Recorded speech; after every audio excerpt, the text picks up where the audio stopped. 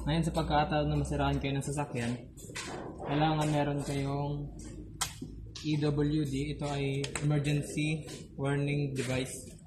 At ipapakita ko sa inyo kung paano at saan ito ilalagay. Yan.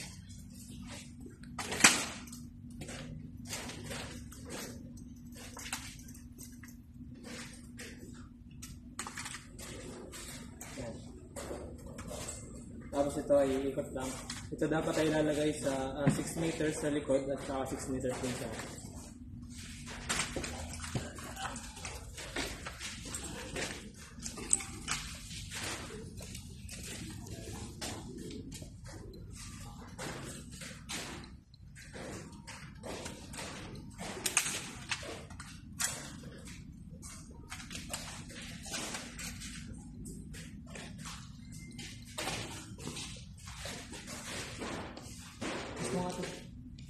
Pwede na.